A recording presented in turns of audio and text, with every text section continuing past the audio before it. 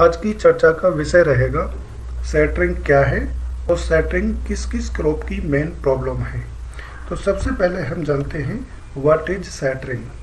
Shattering is the dispersal of seeds of crop upon their becoming ripe. It means फसल पकने से पहले या फसल पकते समय फलियों से बीजों का निकलकर जमीन पर गिर जाना, इस प्रक्रिया को हम सैटरिंग कहते हैं।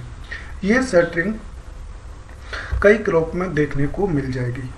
जैसे अब मूंग की ओल्ड वैरायटी आप देखेंगे तो मूंग की ओल्ड वैरायटी में ये समस्या बहुत देखने को मिलती थी, यानी फली जो है पकने से पहले या पकते समय वो फट जाती थी, जबकि कुछ फलियों में मैच्योरिटी नहीं आई होती थी, तो जो फली पक जाती थी उसके सीड गिर जाते थे, तो इससे बहुत ज़्यादा किसान को हानि होती थी।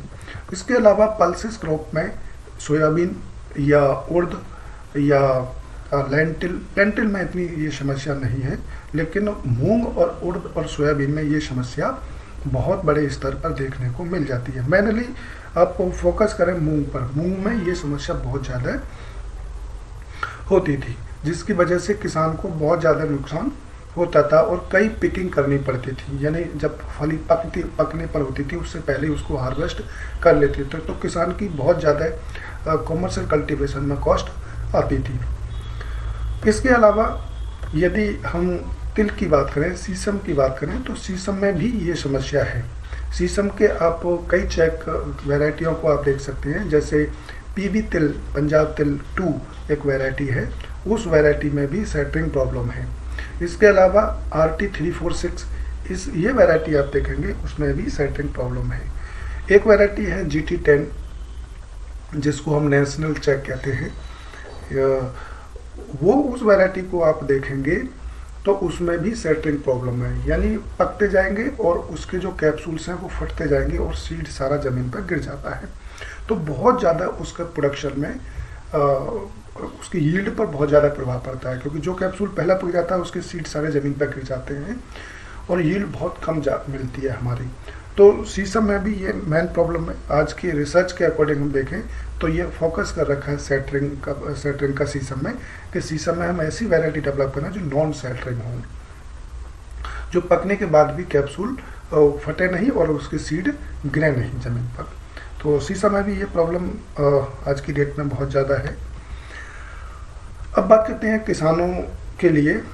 ब्रीडरों ने यानी वैज्ञानिकों ने बहुत ज़्यादा ब्रीडिंग की यदि बात करें तो ब्रीडिंग में एक ऑब्जेक्ट भी था कि to develop non shattering variety.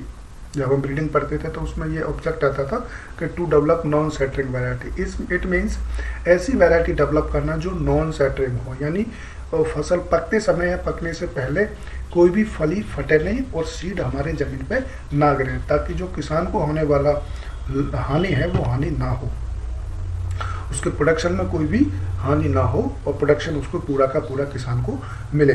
तो ब्रीडरों के प्रयास से मूंग में कहीं हद तक ब्रीडरों ने, वैज्ञानिकों ने ये जो नॉन सैटरिंग फीचर है वो डेवलप कर लिया है। यदि आज की मूंग की हम वैरायटी देखेंगे तो वो उसमें एक भी पिकिंग करने की आवश्यकता नहीं है, हम पूरी की पूरी क्रॉप को हम एक बार में हार्वेस्ट कर सकते हैं और ये फलियां भी पकने के बाद भी फटती नहीं है। इस पिक्चर में आप देख सकते हैं।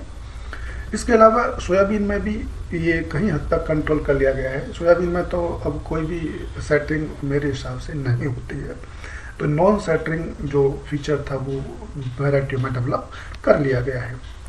लेकिन कुछ रिपोर्ट्स के अनुसार देखें तो सीसम के जर्मप्लाज्म में भी कुछ ऐसी एक्सेशन आइडेंटिफाई हो चुकी हैं कि जिनमें नॉन सैटरिंग फीचर देखा गया है, लेकिन अभी तक कोई इसकी ऐसी वैरायटी डेवलप नहीं हो पाई है सीसम की जिसमें नॉन सैटरिंग फीचर पूरी तरह से कंट्रोल हो। तो वैज्ञानिकों का प्रयास जारी है कि सीसम में भी नॉन सैटरिंग वैरायटी डेवलप करें। तो आई होप ये जो सैटरिंग जो प्रॉब्लम है हमारी क्रॉप में, ये आपको समझ में आ गया होगा कि सैटरिंग क्या है और सैटरिंग किन किन क्रॉप में मेनली होता है। प्रिय व्यूअर्स, इसी प्रकार की जानकारी के लिए देखते रहिए एग्री कोचिंग इंडिया।